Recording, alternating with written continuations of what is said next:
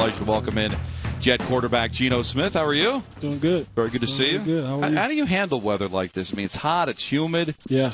You barely sweat. We actually had to go inside because it started raining and the thunder came. So wait a minute. So time out. So you can practice in 100-degree, 100% humidity, but the second it starts to rain, you got to go inside? Well, see, the rain's not the problem. It's the lightning, the thunder, and all the safety hazards that we got to deal with.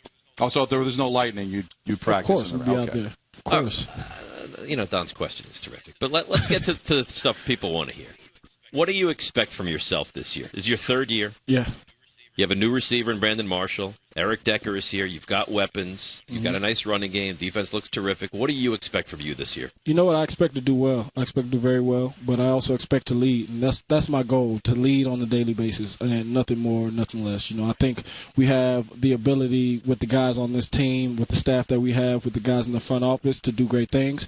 But, today's day one of camp, and we've got to take it one day at a time. It's a step-by-step thing. Do you feel you're the starting quarterback, or do you feel you're battling for that position now?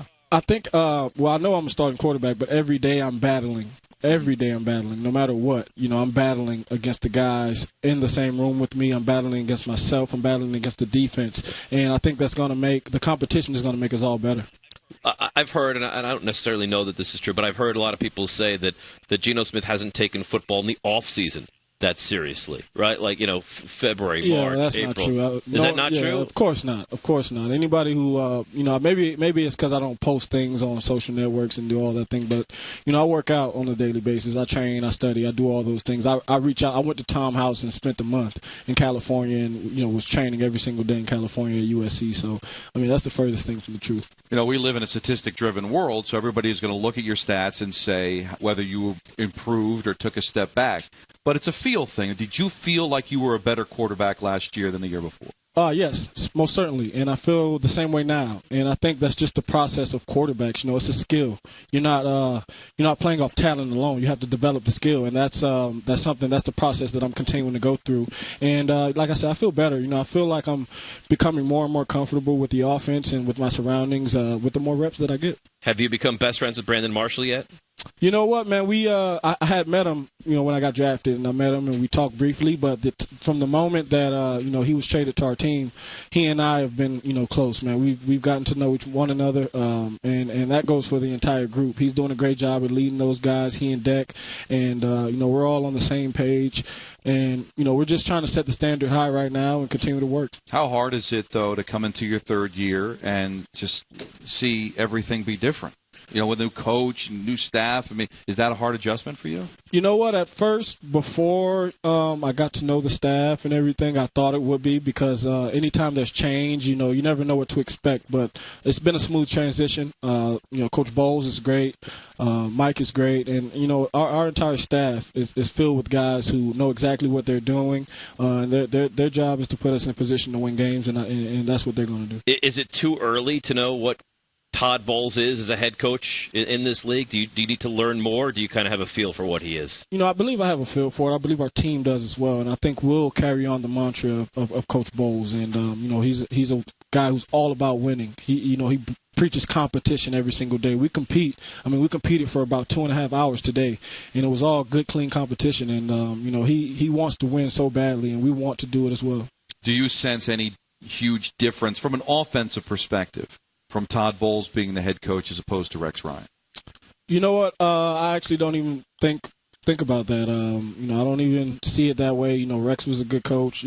Coach Bowles is a good coach. It's all about how we can come together collectively to win games, and it's pretty much that simple. Do you sense? I know it's early on in camp, but do you sense a different feel? You guys went out and spent a lot of money on free agents. Yeah.